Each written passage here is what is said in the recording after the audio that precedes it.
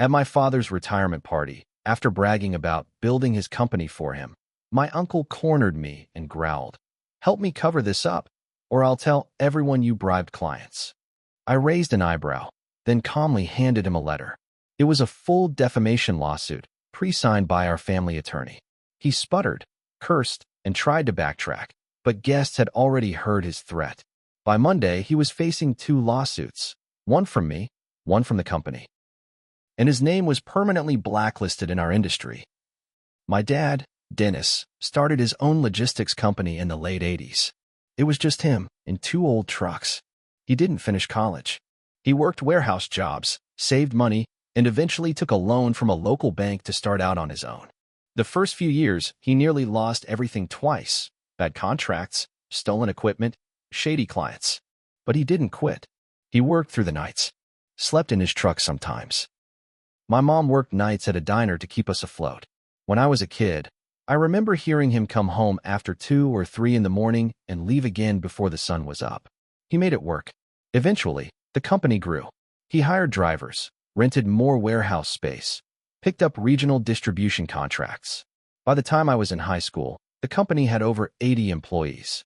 Dad was respected, even admired, in the local business community. But he wasn't flashy. Never bought a sports car. Still drove a 2003 pickup until the day he retired. That brings us to my uncle, Ron. Ron was the younger brother. Always had something to prove. He wasn't dumb, but he was lazy. Worked a few jobs in his 20s, nothing stuck. My dad brought him into the company around the late 90s, mostly out of guilt. He let him manage the warehouse floor, then later gave him a dispatch supervisor job. Nothing high level, but it came with a steady paycheck. Ron thought it meant he was a co-founder. Like he built the company. He didn't. I joined full-time after college. Got a degree in business and worked summers doing warehouse work and route planning. When I graduated, I came on full-time as an operations analyst, and within 5 years, I was managing over half the company's contracts. I earned my place, but Ron never saw it that way. Every time I got promoted, he'd make little digs. Must be nice being the golden boy. Or, some of us had to sweat for our raises. He wasn't joking. My dad decided to retire at 63. Not because he had to, but because he wanted to enjoy his life. He planned to RV across the country with my mom. He handed control of the company to me, not out of favoritism, but because I'd been running day-to-day ops for 3 years already. We threw him a party at the Phoenix, this classy old building downtown. Big ballroom, stained glass, spiral staircase. It was gorgeous. Over 200 people showed up. Clients, partners, longtime employees, family. My mom wore this navy blue dress, and Dad looked happier than I'd seen him in years. People gave speeches. I went up and thanked him, told stories, shared what I learned from him, how to be fair, how to stay honest even when it hurt. I got a standing ovation. Then Ron walked up. Nobody asked him to speak, but he did just enough bourbon to think he should. He started off okay, told a joke about Dad yelling at him for losing keys to a company truck. People laughed, but then it turned. "And let's not forget," he said, slurring slightly, "I helped build this place. I was there from the early days. While some people," and here he looked directly at me, "were still learning to ride a bike." There was a pause. Some polite chuckles. I kept my face neutral. He kept going. "I broke my back for this company. Not like some folks who just show up, smile, and get called the future. It got uncomfortable fast. Truth is, I could run this place. I should be running it. I've got more time in than anybody." My dad stood up, face like stone, and walked to him. He didn't say anything, just put a hand on his shoulder. Ron shrugged him off and walked off stage, drink still in hand. The crowd buzzed. Some people laughed awkwardly. Some looked away. My mom looked sick. I stayed calm, because I was ready for this. About 20 minutes later, near the coat check, Ron cornered me. I was alone, sipping a Coke and checking my phone. "You think this is over?" he said, getting too close. His breath was thick with whiskey and bitterness. "Go home, Ron. You're gonna help me fix this." "Fix what?" "That speech. The fallout. People think I'm some drunk loser. You're gonna help me get my place back. Give me a real role. VP. Salary. Office. The works." I stared at him. Why would I do that? He smiled, a nasty, twitchy smile. "Because if you don't, I'll tell everyone how you bribed that Ohio Valley contract last year." You and your little signing bonus. I blinked slowly. Is that your move? He leaned in, voice low. Help me, or I burn you. I reached into my suit jacket and handed him a thick envelope. What's this? He said, confused. Open it. He did. Inside was a lawsuit. Defamation, slander, damages, all of it. Filed and signed by our family's longtime attorney. I'd been expecting this for months. He looked up at me, confused. You already. I know you've been telling people I don't deserve the company. I know about the calls you made to the Broadstone group last winter. I have emails. I have statements. I was just waiting for you to say something in public. People were walking by. Some overheard. One client from Kansas City gave us a look like he knew something shady just went down. You little prick, Ron hissed. You just threatened me, I said, louder now. You just said, help me or I burn you. Did anyone else hear that? 3 people stopped. One was my dad's lawyer. Ron froze. He tried to laugh it off. It's a joke, for God's sake, no, I said. It's blackmail. I turned and walked away. By Monday morning, the storm hit. I came into the office early. I wanted to be there before the rumors started flying. HR had already called me twice. Our company lawyer, Jim Mathers, the same one who helped draft the lawsuit, was waiting in my office when I walked in. Heard you handed Ron the envelope at the party, Jim said, sipping from a styrofoam cup. I figured it was time. He nodded. Well, word got out. A couple of clients overheard him threatening you. One of them already called to ask if Ron's still with the company. He's not. Good. Because we're filing today. By noon, 2 lawsuits had been filed. One from me, personally. One from the company. The personal one was for defamation and attempted blackmail. The company's was for breach of contract, tied to a non-compete and confidentiality agreement Ron signed when he took a small bonus last year to stay quiet during the leadership transition. Turns out, he'd already violated that agreement months ago. When we started digging, it got worse. Ron hadn't just been talking trash. He'd been actively working against the company. In late winter, while I was in Chicago finalizing a regional contract, Ron had been calling our competitors, giving them numbers, leaking internal info, trying to shop himself as a free agent VP and sweetening the offer by promising client lists and backdoor deals. He even sent out an anonymous email claiming I forged numbers to win our Ohio Valley contract. We traced the IP to a hotel in Covington, Kentucky. Guess who stayed there that night? Jim said it best. He tried to poison the well because he thought he'd been left out of the will. I wanted to burn him down right then. But we had to move carefully. The goal wasn't just to punish Ron. It was to remove him in a way that made sure he couldn't come back. Here's where it got worse. My dad, the man who had kept Ron employed for 2 decades, refused to speak to him. But my aunt, Ron's wife, didn't take it quietly. She showed up at our office 3 days later. Your father would be ashamed of you, she snapped at me, standing in our lobby like she owned the place. He's not, I said. You're tearing this family apart. No, I said.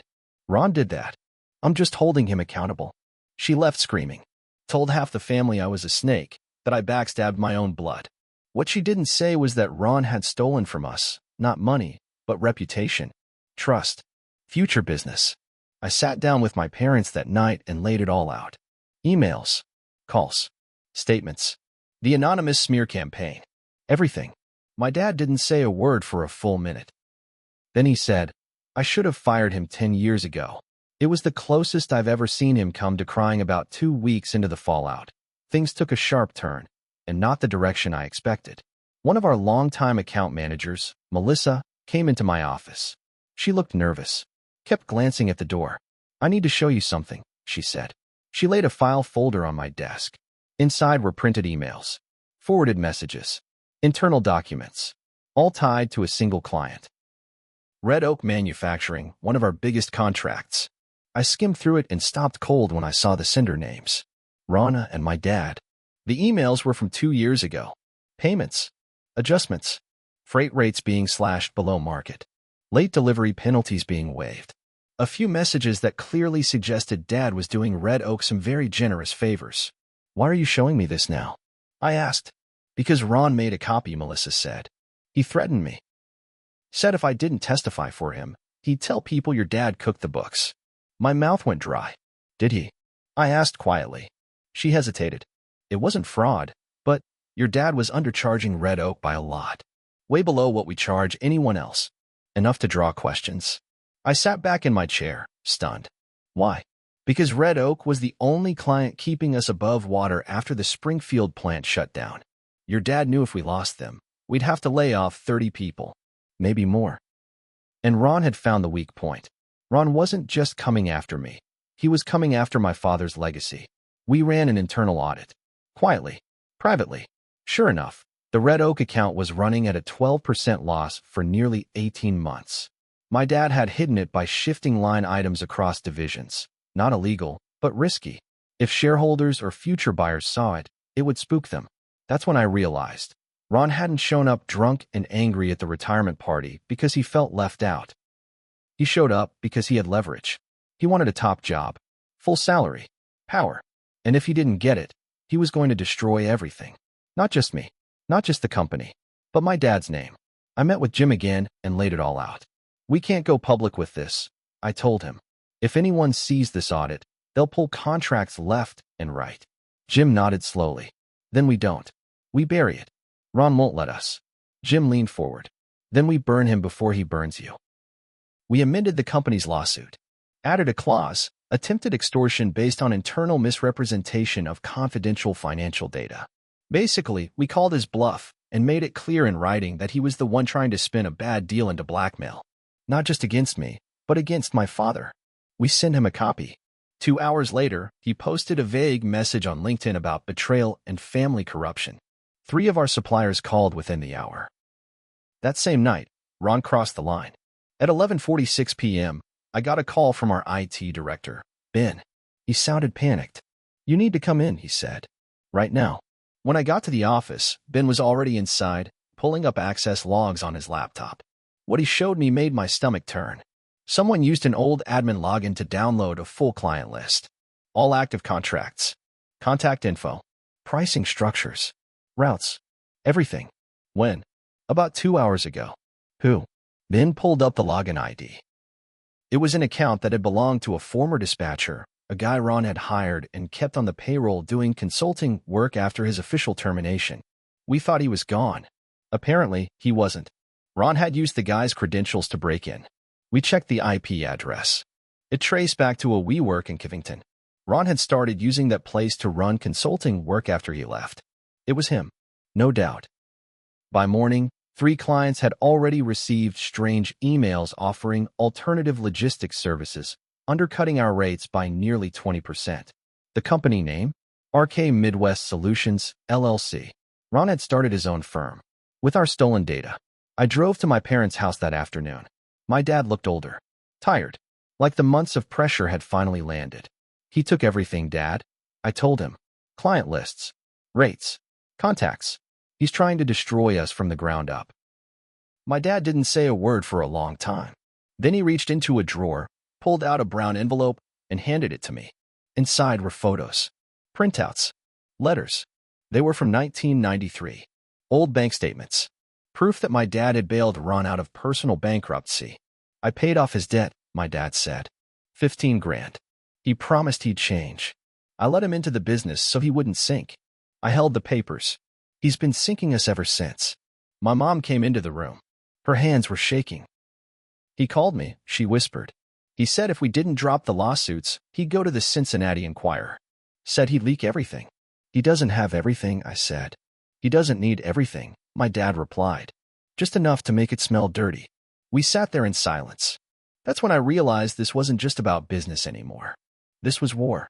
We changed course. Instead of going after Ron directly in court, we baited him. We had our lawyer reach out with a settlement offer. Fake, of course, proposing to drop the defamation suit if he agreed to a non-compete clause, a gag order, and a payout of $25,000 to walk away for good. Ron bit the bait. Hard. He sent back a gloating email. Wise choice. Tell your boy I'll enjoy his chair when he finally falls out of it. That was the nail in his coffin. We'd hired a private investigator by then. He'd tracked Ron's little LLC to a tiny shared office space and found that he had already approached 5 of our clients, offering illegal discounts using our data. We handed it all to our legal team. Client poaching, trade secret theft, violating non-compete, digital fraud, extortion. We turned over the full file to the county prosecutor. By the end of that week, Ron wasn't just facing lawsuits. He was facing criminal charges. The court hearings dragged on for months. Ron hired a second-rate lawyer who was more bark than bite. He tried to delay everything, claimed we were conspiring against him, said I was a spoiled kid trying to erase the past. But none of it worked. Every time he opened his mouth, more proof landed in our laps: emails, calls, screenshots. He had zero discipline. One of the clients he tried to steal ended up forwarding an entire thread where Ron admitted to using inside info to make his pitch.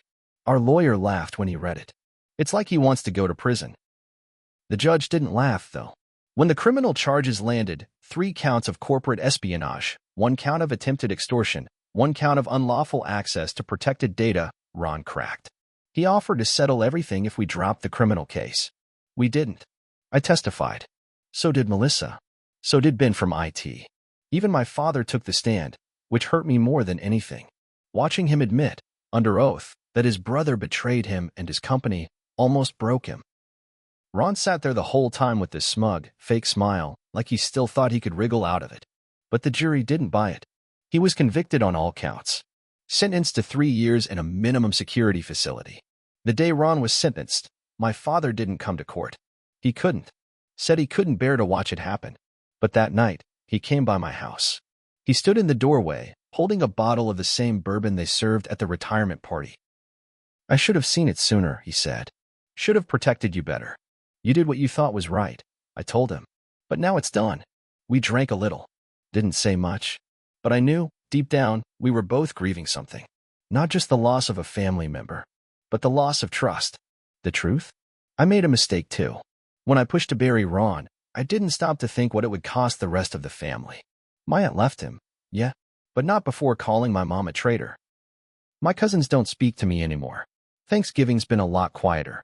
I don't regret protecting the company, but I do regret not warning my dad about just how far Ron was willing to go. I saw the signs. I had the evidence months before the party. If I'd shown him earlier, maybe he wouldn't have gotten up there and made that drunken speech. Maybe he wouldn't be sitting in a jail cell now. But maybe he would. Because people like Ron, they don't stop until you make them. And I did. I ended it.